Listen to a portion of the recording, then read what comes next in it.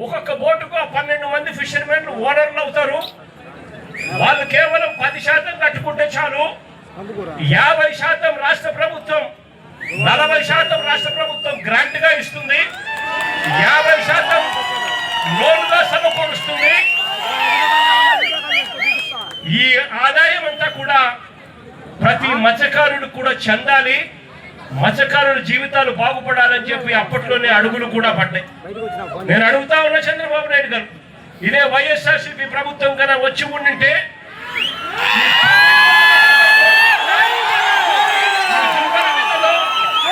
ఈ మత్స్యకారులందరికీ కూడా ఈ పాటికి అందుండేటివి.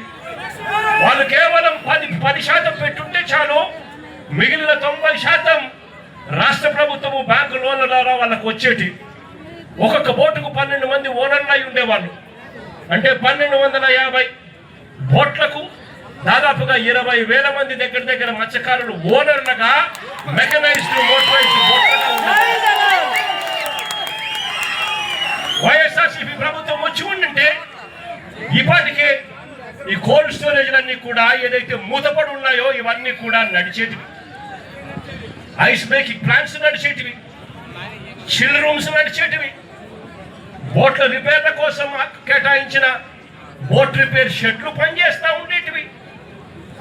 నెట్ల కోసం అని చెప్పి నెట్ బెండింగ్ మిషన్లు ఏదైతే ఉన్నాయో అవన్నీ కూడా ఆపరేషన్లో ఉండి ఈ ప్రాంతం అంతా కూడా మత్స్యకారులు చిక్కటి చిరునవ్వుల మధ్య, ఆనందం కేతనాల మధ్య ఈ ప్రాంతం అంతా సక్సెస్ అవ్వాలి. దురదృష్టవశాత్తు అది జరగకపోవడంతో ఈరోజు మత్స్యకారుల జీవితాలన్నీ కూడా చిన్న భిన్నమైపోతా ఉన్న పరిస్థితులు మన కళ్ళ ఎదుటే కనిపిస్తా ఉన్నాయి. ఇంకా అన్నిటికన్నా దారుణం ఏమిటో తెలుసా, ఈ జువలదిన్న ప్రాజెక్టులో ఇక్కడ డిఫెన్స్ సాగర్ డిఫెన్స్ అంటే ఒక ప్రైవేట్ డిఫెన్స్ కంపెనీకి చంద్రబాబు నాయుడు గారు ఇక్కడ భూములు కేటాయిస్తారు. ఉన్న 79 ఎకరాలలో సగం ఈ ప్రైవేట్ డిఫెన్స్ ఫ్యాక్టరీకి చంద్రబాబు నాయుడు గారు కేటాయిస్తారు. అంటే దాని అర్థం ఇక మత్స్యకారులకు ఇక్కడ నుంచి కూడా తరిమేసే కార్యక్రమం చేస్తా ఉన్నాడు చంద్రబాబు నాయుడు గారు. నేను అడుగుతా ఉన్నా చంద్రబాబు నాయుడు గారిని, ధర్మమేనా న్యాయమేనా అని అడుగుతా ఉన్నా. ఇదే మనిషి చంద్రబాబు నాయుడు గారిని మత్స్యకారుల కోసం ఫిషింగ్ హార్బర్లు జగన్ నిర్మిస్తే నువ్వు చేస్తా ఉన్నది ఏందయ్యా, దీన్ని కూడా దోచుకునే కార్యక్రమం చేస్తా ఉన్నావు. ప్రైవేట్ వాళ్ళకి నువ్వు ఇవ్వాలి అనుకుంటే పక్కన కృష్ణపట్నం పోర్ట్ ఉంది, ఆ పోర్ట్లో కావాలంటే దండిగా ల్యాండ్ ఉంది, అక్కడ కావాలంటే వాళ్ళకి ఇచ్చుకోవచ్చు. కానీ ఇక్కడ మత్స్యకారులను పొట్టగొట్టడం ఎందుకు చంద్రబాబు అని చెప్పి చంద్రబాబు నాయుడు గారిని గట్టిగా వార్నింగ్ కూడా ఇస్తా ఉన్నా.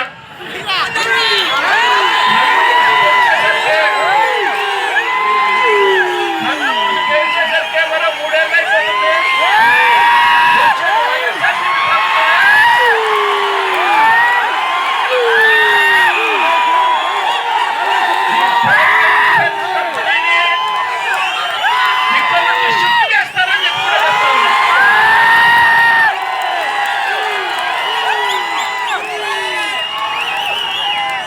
ఇక్కడ ఫిషింగ్ హార్బర్ ఇక్కడే కాదు, రాష్ట్రంలో కడతా ఉన్న 10 ఫిషింగ్ హార్బర్లు అన్ని కూడా మత్స్యకారుల సొత్తు అని చెప్పి